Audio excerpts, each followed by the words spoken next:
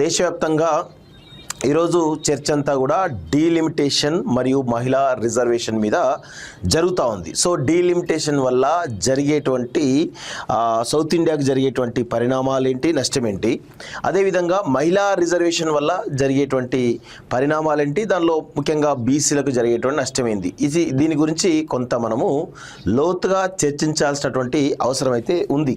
So ఇక్కడ ప్రధానంగా మనం చూసినట్లయితే నేను గతంలో కూడా నిన్న కూడా చెప్పిన సో సౌత్ ఇండియాకు ఏ విధంగా నష్టం జరుగుతుంది.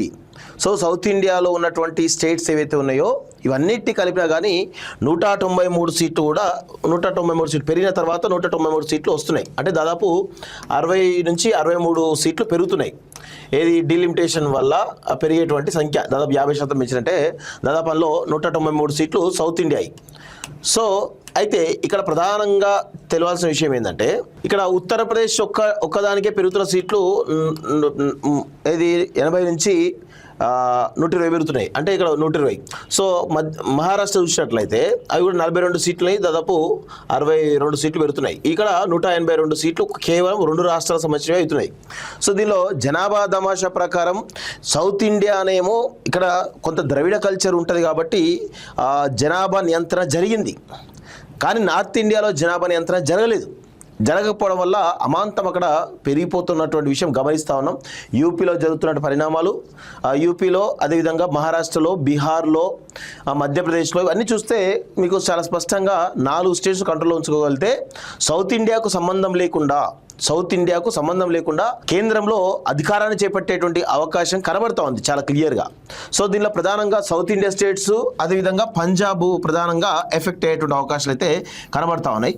సో ఇక్కడ ప్రధానమైనటువంటి విషయం ఏంది, ఇది రేవంత్ రెడ్డి చెప్తున్నటువంటి హైబ్రిడ్ ప్రపోజల్ ఏంటంటే చాలా స్పష్టంగా ఈ ఏవైతే 50% పెంచుతున్నారో ఈ 50%లో 50% అంటే ఫర్ సపోజ్ 850 అంటే దాదాపు 300 సీట్లకు పైగా పెరుగుతున్నాయి. 300 సీట్లకు పైగా పెరుగుతున్నప్పుడు ఈ 300 సీట్లలో 150 సీట్లేమో జనాభా దామాష ప్రకారం పెంచండి, పాపులేషన్ ప్రకారం పెంచండి. అదేవిధంగా ఇంకొక 50% సీట్లేమో దాదాపు ఇంకో 150 సీట్లేమో జిఎస్డిపి అంటే ఏ రాష్ట్రాలైతే కేంద్రానికి ఆదాయం పెంచున్నాయో వాటిల్లో ఎక్కువగా పెంచే ప్రయత్నం చేయండి. దీనివల్ల తెలంగాణ ఒక తెలంగాణ తీసుకుంటే ఇప్పుడు 17 సీట్లు 50% పెరిగితే 25 సీట్లు అవుతున్నాయి. సో 25 సీట్లు కాకుండా జిఎస్డిపి కలుపుకుంటే దాదాపు 31 నుంచి 32 సీట్లు అయ్యేటువంటి అవకాశాలు ఉన్నాయి తెలంగాణలో. సో ఈ విధంగా చేయండి అని చెప్పేసి రేవంత్ రెడ్డి ఒక ప్రపోజల్ తీసుకురావడం జరిగింది. కానీ ఇది ఇంప్లిమెంట్ చేస్తారా లేదా అనేది కొంత డౌట్ అయితే కనబడుతూ ఉన్నాయి. సో ఒకసారి డీలిమిటేషన్ గురించి జరుగుతున్నటువంటి చర్చ గురించి మనం ఇది సౌత్ ఇండియా జరుగుతున్నటువంటి అన్యాయం ఇది. సో ఇక్కడ ప్రధానంగా ఇంకొక విషయం కూడా మనం మాట్లాడాలి. మహిళా రిజర్వేషన్ సంబంధించినటువంటి విషయంలో చూసినట్లయితే మహిళా రిజర్వేషన్లకు సంబంధించినటువంటి విషయంలో ఒక్కసారి మనం చూసినట్లయితే ఇప్పటికే ఈ చట్టసభల్లో బీసీలకు రిజర్వేషన్ లేకపోవడం వల్ల అడుగడుగున ఈ దేశంలో ఉన్నటువంటి 50% పైగా ఉన్నటువంటి బీసీలకు అసలు రాజకీయ ప్రాతినిధ్యమే లేకుండా పోతా ఉన్నది. మీరు ఒకసారి గమనించండి, బీసీలకు ఈ దేశంలో రాజకీయ ప్రాతినిధ్యం లేకుండానే పోతుంది. సో ఈ మహిళా రిజర్వేషన్ 33% రావడం వల్ల ఈ 33% ఎవరికి పోతున్నాయి? ఓన్లీ అగ్రవర్ణాలకే పోతున్నాయి. సో ఇక్కడ మరి దీన్ని ఎందుకు యాక్సెప్ట్ చేయాలి? మహిళా రిజర్వేషన్ వల్ల జరిగేటువంటి నష్టం ఏంది? కేవలం బీసీలకే అత్యధికమైన నష్టం జరుగుతూ ఉంది. సో ఎస్టీలకు జనాభా దామాష ప్రకారం జరుగుతున్నది. కాకపోతే ఇక్కడ బీసీలకు మాత్రం తీవ్రమైనటువంటి అన్యాయం జరుగుతున్నది చాలా స్పష్టంగా మనకైతే అర్థమవుతా ఉంది. ఒకసారి డీటెయిల్గా మీకు ఒక దాంట్లో ఏది దిశలో అనుకుంటా, దిశలో వస్తున్న ఇన్ఫర్మేషన్ ఒకసారి చూద్దాం. ఒకసారి చూద్దాం ఇక్కడ. ఒకసారి మీరు చాలా క్లియర్గా చూసినట్లయితే దక్షిణాది రాష్ట్రాల్లో లోక్సభ స్థానాలు చూసినట్లయితే తమిళనాడు 39 ఉన్నాయి ప్రస్తుతం, పెరిగిన తర్వాత 59 అవుతున్నాయి. కర్ణాటకలో 28 ఉన్నాయి, పెరిగిన తర్వాత 42 అవుతున్నాయి. ఆంధ్రప్రదేశ్లో 25 ఉన్నాయి, పెరిగిన తర్వాత 35 అవుతున్నాయి. తెలంగాణలో 17 ఉన్నాయి, పెరిగిన తర్వాత 26 అవుతున్నాయి. కేరళలో 20 ఉన్నాయి, పెరిగిన తర్వాత 30 అవుతున్నాయి. దాదాపు మొత్తం పెరుగుతున్న సీట్లు 66 అయితే ఉత్తరాది రాష్ట్రాల్లో లోక్సభ స్థానాలు ఒకసారి చూసినట్లయితే ఉత్తరప్రదేశ్లో 80 సీట్లు ఉన్నాయి, పెరిగేసరికి 120 అవుతున్నాయి. బీహార్లో 40 ఉన్నాయి, 60 అవుతున్నాయి. మధ్యప్రదేశ్లో 29 ప్రస్తుతం ఉన్నాయి, 44 పెరిగే అవుతున్నాయి. రాజస్థాన్లో 25 ప్రస్తుతం ఉన్నాయి, 38 పెరిగినవి అవుతున్నాయి. గుజరాత్లో 26 ఉన్నాయి, ఆ తర్వాత పెరిగిన తర్వాత 39 అవుతున్నాయి. సో ఇట్లా 101 సీట్లు పెరుగుతున్నాయి. కేవలం ఏది ఈ ఐదు రాష్ట్రాలు తీసుకున్నట్లే 1 2 3 4 5 1 2 3 4 5. సో ఈ 5 రాష్ట్రాల్లో ఈ దక్షిణాదికి సంబంధించినటువంటి 5 రాష్ట్రాల్లో 66 సీట్లు పెడితే ఉత్తరాదికి సంబంధించినటువంటి 5 రాష్ట్రాల్లో పెరుగుతున్న సీట్లు 101. సో ఇది ఎంత పెద్ద గ్యాప్ ఇస్తుందో చూడండి ఒకసారి. దీనివల్ల ఎవరికి సౌత్ ఇండియాకే ఎక్కువ నష్టం జరగబోతున్నది చాలా స్పష్టంగా అర్థమవుతుంది. ఒకసారి మీకు ఇంకా క్లియర్గా 8వ పేజ్లో ఉన్నట్టుంది కదా మహిళా రిజర్వేషన్ సంబంధించి. సో దాని గురించి కూడా ఒకసారి చూసేటువంటి ప్రయత్నం అయితే చేద్దాం. మహిళా రిజర్వేషన్ గురించి ఒకసారి చూద్దాం. ఇలా ఇక్కడ ఒకసారి చూసినట్లయితే 33% రిజర్వేషన్ సంబంధించిన విషయంలో ఒకసారి చూసినట్లయితే 2011 జనాభా లెక్కల ప్రకారం పెరిగిన సీట్లు అంటూ చూస్తున్నాం కదా. ఎస్టీ సామాజిక వర్గం సంబంధించి ఇప్పుడు ఓన్లీ అసెంబ్లీ వరకు చూద్దాం. ఇది మనకు అసెంబ్లీ వరకు చూసినట్లయితే జనరల్ సీట్లు 138 సీట్లు, జనరల్ మహిళా సీట్లు ఇందులో మొత్తం సీట్లు 138 జనరల్ సీట్లు ఉంటే 192 అవుతున్నాయి. మహిళలకు 46 అవుతున్నాయి. 46 ఏవైతే ఉన్నాయో ఇవి బీసీలకు వస్తాయా? ఏవో 5-6 ఇచ్చేసి మిగతా అన్ని కూడా కంప్లీట్గా జనరల్ కేటగిరీ అంటే ఓపెన్ కేటగిరీ వాళ్ళకే పోతున్నాయి, అగ్రవర్ణాలకే పోతాయి. అందులో బీసీలకు సరి అయినటువంటి ప్రాతినిధ్యం ఉండదు అనేది చాలా స్పష్టంగా అర్థమవుతుంది. సో ఇప్పుడు ఈ డీలిమిటేషన్ వల్ల జరిగేటువంటి నష్టం సౌత్ ఇండియాకి, మహిళా రిజర్వేషన్ వల్ల జరిగే నష్టం బీసీలకి, దేశవ్యాప్తంగా ఉన్న బీసీలందరూ కూడా మహిళా రిజర్వేషన్ వల్ల పెద్ద ఎత్తున నష్టం జరగబోతున్నది చాలా స్పష్టంగా అర్థమవుతుంది. దీనిలో ప్రధానంగా బీసీలకు ఓబీసీలకు కూడా రిజర్వేషన్ కల్పించాలి చట్టసభల్లో, మహిళలకు సంబంధించిన చట్టసభల్లో అని చెప్పేసి అంటున్నారు. సో ఇప్పుడు ఏమవుతుంది, ఫర్ సపోజ్ మీరు గమనించండి, ఏ అగ్రవర్ణాలకు సంబంధించిన వాళ్ళే ఇప్పుడు చట్టసభలో ఉన్నారు కదా, వాళ్ళ భార్యలే మళ్ళీ తెరమీకి వస్తారు. దానివల్ల బీసీలకు వచ్చే అంతో కొంత వచ్చేటువంటి అడ్వాంటేజ్ కూడా పోతాయి. ఇది 100% 100% ఇది చాలా స్పష్టంగా చెప్పదలుచుకున్నాం మిత్రులారా. సో ఒకసారి చూద్దాం చాలా క్లియర్గా. ఆంధ్రజ్యోతి నుంచి మనం చూద్దాం ఒకసారి. లోక్సభ సీట్లు 850 పెరుగుతున్నాయి. 2011 జనాభా లెక్కల ఆధారంగానే పునర్విభజన. రాష్ట్రాల్లో 815, యూటీలో 35కు మించకుండా స్థానాలు. చట్టసభలో మహిళలకు 33% కోటా కల్పించడం. లోక్సభ స్థానాలు పెంచడం కోసం 3 కీలక బిల్లు. ముసాయిదా బిల్లును సర్క్యులేట్ చేసిన ప్రభుత్వం. అన్ని రాష్ట్రాలకు 50% సీట్ల పెంపు ప్రస్తావన లేదు. సుప్రీంకోర్టు నేతృత్వంలో డీలిమిటేషన్ కమిషన్. సో ఇక అసలు సౌత్ ఇండియాలో అసలు 50% కూడా పెరుగుతాయా, ఉన్న 50% కూడా పెరుగుతాయా అనేది ఒక పెద్ద డౌట్ కనబడతా ఉంది. సో 2029లో మహిళా రిజర్వేషన్తో ప్రజాస్వామ్యం బలోపేతం. వారి హక్కుల కోసం వేచి చూడదు, ఆకాంక్షలకు న్యాయం చేస్తా. పార్లమెంట్ ప్రత్యేక సమావేశాల వేళ దేశ మహిళలకు ప్రధాని లేఖ. నష్టం వాటిల్తే పాత డిఎంకే చూస్తారంటూ స్టాలిన్ చాలా స్పష్టంగా చెప్తున్నారు. ఉత్తరాది ఆధిపత్యం పెరిగితే భారీ ఆందోళన. తమిళనాడులోని ప్రతి కుటుంబం రోడ్డెక్కుతుంది. రాష్ట్రాన్ని స్తంభింపజేయడానికి సిద్ధమే కేంద్రానికి స్టాలిన్ హెచ్చరిక అంటూ చూస్తాను. సో డీలిమిటేషన్ అదేవిధంగా మహిళా రిజర్వేషన్ బిల్లు, ముఖ్యంగా దీనిలో మహిళా రిజర్వేషన్ బిల్లు పైన ప్రధానమైన చర్చ జరుగుతోంది. అక్కడ దీనిలో ప్రధాన విషయం ఏంటంటే, ఇక్కడ వెస్ట్ బెంగాల్లో మీరు గమనించినట్లయితే ఆల్రెడీ 4500కు సంబంధించినటువంటి శాఖలు ఏవైతే ఉన్నాయో, ఆర్ఎస్ఎస్ శాఖలన్నీ కూడా దాదాపు ట్రూపులు ఏవైతే ఉన్నాయో అవన్నీ కూడా వెస్ట్ బెంగాల్లో తిరుగుతూ ఓటర్లు చైతన్యపరిచే ప్రయత్నం చేస్తూ ఉన్నాయి. సో ఇప్పుడు పార్లమెంట్లో మహిళా రిజర్వేషన్ సంబంధించినటువంటి బిల్లును ఒకసారి తీసుకొచ్చిన తర్వాత ఇక్కడ ప్రముఖ విషయం ఏంటంటే, వెస్ట్ బెంగాల్లో వన్ సైడ్గా ముస్లింలు మమత వైపు ఉన్నారు, అదేవిధంగా మహిళలు కూడా వన్ సైడెడ్గా ఉన్నారు. సో ఇప్పుడు మహిళలకు సంబంధించిన ఓటు బ్యాంకును టర్న్ చేయాలి. దానికి ప్రధాన ఉద్దేశం ఏంది, ఇప్పుడు మహిళా రిజర్వేషన్ బిల్లును తీసుకురావడమే దీని యొక్క ప్రధానమైనటువంటి ఉద్దేశంగా కనబడతా ఉంది. సో వెస్ట్ బెంగాల్లో మహిళా ఓటు బ్యాంకును టర్న్ చేయగలిగితే కొంత అక్కడ అధికారం రావచ్చు అనేది బీజేపీ యొక్క ప్రధానమైనటువంటి ప్రయత్నం. సో దానికోసమే ఇప్పుడు పార్లమెంట్లో తీసుకొస్తున్న విషయం గమనించాలి. సో మరి దీనివల్ల అడ్వాంటేజ్ పొందుతుందా, బీజేపీకి అడ్వాంటేజ్ జరిగేటువంటి అవకాశం కూడా ఉన్నది. సో అది అందుకోసమే ఎన్నికల తర్వాత పెట్టండి అని చెప్పేసి చెప్తాను క్లియర్గా. 16వ తారీఖు, 17వ తారీఖు, 18వ తారీఖు, 23వ తారీఖు ఎన్నికలు ఉన్నాయి. ఈ 3-4 రోజులు పార్లమెంట్ సమావేశాలు ఉన్న నేపథ్యంలో దీని చర్చ దేశవ్యాప్తంగా జరుగుతుంది. ప్రముఖంగా వెస్ట్ బెంగాల్ కూడా ఎక్కువ జరిగే అవకాశం ఉంటుంది. సో ఆ దిశగా వీళ్ళు ఒక స్ట్రాటజీ బిల్డ్ చేశారు. సో దానికోసమే తీసుకొస్తుంది తప్ప వేరే ఈ ఉద్దేశం అనేది లేదు అనేది చాలా స్పష్టంగా అర్థమవుతుంది. మహిళలకు 33% రిజర్వేషన్ కల్పించే లక్ష్యంగా లోక్సభ సీట్లు భారీగా పెంచేందుకు రంగం సిద్ధమైంది. దీనికి సంబంధించినటువంటి 3 కీలక ముసాయిదా బిల్లును కేంద్ర ప్రభుత్వం పార్లమెంట్ సభ్యులకు పంపిణీ చేసింది. ఒకటి, మహిళా కోట అమలుకు వీలుగా లోక్సభ సీట్లను ప్రస్తుతం ఉన్నటువంటి 543 నుంచి గరిష్టంగా 850కి పెంచే 131వ రాజ్యాంగ సవరణ బిల్లు. ఒకటి పెరిగే స్థానంలో 815 సీట్లు రాష్ట్రాల నుంచి 35 సీట్లు కేంద్రపాలిత ప్రాంతాల నుంచి ఉండేలా ఈ బిల్లులో ప్రతిపాదించారు. రెండోది 2011 నాటి జనాభా గణాంకాల ఆధారంగా నియోజకవర్గాల పునర్విభజన జరిపేందుకు వీలు కల్పించేట్టు బిల్లు.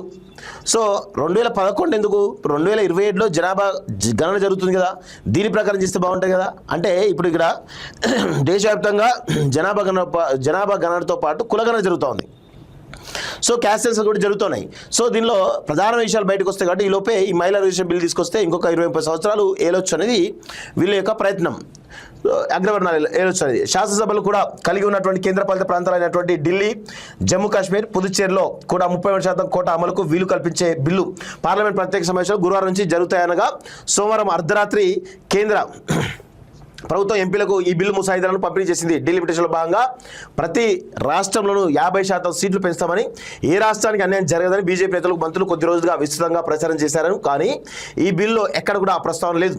మహిళలకు 33% రిజర్వేషన్ కల్పించే లక్ష్యంగా చూడండి, మంత్రులు కొద్ది రోజులుగా విస్తృతంగా ప్రచారం చేశారు. కానీ ఈ బిల్లులో ఎక్కడ 50% పెంచుతామనే ప్రస్తావన లేదు. దీనికోసం సుప్రీంకోర్టు జడ్జి ఆధ్వర్యంలో ఒక కమిషన్ కూడా వేస్తున్నట్టుగా చూస్తా ఉన్నాం. సో అంటే ఎక్కడో ఒక దగ్గర 50% ప్రస్తావన లేదు అంటే 100% దక్షిణాదికి తీవ్రమైనటువంటి అన్యాయం జరుగుతున్నది చాలా స్పష్టంగా అర్థమవుతుంది. అయితే తుది స్థానాల సంఖ్యను డీలిమిటేషన్ కమిషన్ నిర్ణయిస్తుంది కాబట్టి బిల్లులో నిర్ణీత శాతాన్ని కానీ సంఖ్యను కానీ ప్రత్యేకంగా పేర్కొనలేదని ఎన్డీఏ వర్గాలు వెల్లడించాయి.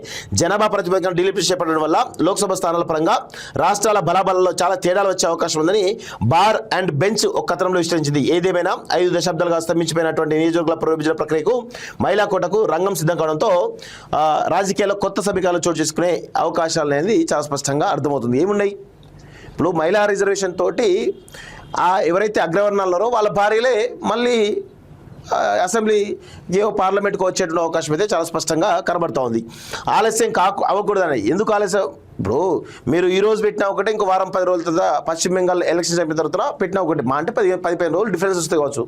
అంటే ఆలస్యం కాకూడదని అనే కోణంలో చెప్పి వెస్ట్ బెంగాల్లో ఓటు బ్యాంకు మొత్తం కూడా కొల్లగొడదామనేటువంటి ప్లాన్ చేసినట్టుగా కనబడుతుంది తప్ప ఏమీ లేదు. ఇలా ఉత్తది కదా. నియోజకవర్గాల సరిహద్దులు నిర్ణయించేటప్పుడు కమిషన్ కొన్ని కఠినమైన నిబంధనలు పాటించాల్సి ఉంటుంది. నదులు, కొండలు వంటి సహజ సరిహద్దులు, జిల్లాల సరిహద్దులు, రవాణా సౌకర్యాలు దృష్టిలో ఉంచుకోవాలి. అలాగే అసెంబ్లీ పార్లమెంట్ అనుసంధానం కోసం బిల్లులో ఒక కీలక అంశాన్ని పొందుపరిచారు. అదేమిటంటే ప్రతి అసెంబ్లీ నియోజకవర్గం పూర్తిగా ఏదో ఒక పార్లమెంట్ నియోజకవర్గం పరిధిలోకి వచ్చేలా చూడాలి. ఒకే ఎమ్మెల్యే సీటు 2 ఎంపీ సీట్లోకి రాకూడదు. ఎస్సీ జనాభా ఎక్కువగా ఉన్న చోట రిజర్వేషన్ కల్పించాలి. ఎస్టీల విషయంలో వారి జనాభా అత్యధికంగా ఉన్న ప్రాంతాలకే ప్రాధాన్యం ఇవ్వాలని కేంద్రం పేర్కొంది అంటూ చూస్తాం. సో రేపటి నుంచి 3 రోజుల పాటు పార్లమెంటు ప్రత్యేక సమావేశాలు. సో ఇది పరిస్థితి కనబడతా ఉంది. సో 100% ఇది ఈ బిల్లు అన్ని కూడా లోపభూయిష్టంగా కనబడతా ఉన్నాయి. ఇక్కడ ఉన్నటువంటి బీసీ మహిళలకు చట్టసభలో ప్రాతినిధ్యం గురించి ఎక్కడ ప్రస్తావన లేదు. అదేవిధంగా ఇటు 50% ప్రతిపాదన అనేదే తప్పు. దాన్ని కూడా ఆ ముసాయిదా బిల్లులో ఆ సంఖ్య కూడా చేర్చలేదు. అంటే జనాభా దామాషా ప్రకారం దక్షిణాదిలో జనాభా నియంత్రణ జరిగింది. సో ఈ క్రమంలో మొత్తానికైతే దక్షిణాదికి తీవ్రమైనటువంటి అన్యాయం జరిగేటువంటి అవకాశాలని సో సౌత్ ఇండియా పరంగా ఈ రాష్ట్రాలు ఏవైతున్నాయో ఏకమై కనుక పెద్ద ఉద్యమం చేస్తే కనుక కొంత ఇబ్బందిగా ఉండదు అనేది చాలా స్పష్టంగా అర్థమవుతుంది. సో రణరంగమే మహిళా కోటా అమలుకు సంబంధించి రేపటి నుంచి పార్లమెంట్ ప్రత్యేక భేటీలు. రాజ్యాంగ సవరణ బిల్లు ఆమోదానికి 364 మంది సభ్యుల మద్దతు కావాలి. ఎన్డీఏ కూటమికి ఎంపీలు 293 మంది. ప్రతిపక్షాల చీలికకు మోడీ శిబిరం ప్రయత్నిస్తున్నట్లు విపక్షాల ఆరోపణలు. మహిళా బిల్లు ముసుగులో బుల్డో చేసేటువంటి ప్రజాస్వామ్యానికి తీవ్ర విఘాతం. సమాఖ్య వ్యవస్థకు డెత్ వారెంట్. బెంగాల్ను ముక్కలు చేసేందుకే అంటూ మమత చాలా స్పష్టంగా క్లియర్గా చెప్తా ఉంది. సో దాని గురించి కూడా డీటెయిల్గా మనం మాట్లాడదాం. 33% ఇవ్వాలంటే 50% పెంచాల్సిందే. సో మహిళా రిజర్వేషన్కు పునర్విభజనతో లింకు. డీలిమిటేషన్ తర్వాతే మహిళలకు కోటా అమలు సాధ్యమంటూ రాజకీయ వర్గాల అంచనా. సో ఇప్పుడు 33% మహిళా కోటా పెంచుతున్నారంటే ఇప్పుడు ఉన్న వాటిని డిస్టర్బ్ చేయొద్దు. 545 సీట్లు ఏవైతున్నాయో వాటిని డిస్టర్బ్ చేయకుండా ఇంకొక 50% పెంచారంటే దాదాపు 310 సీట్లు 315 సీట్లు పెరుగుతాయి.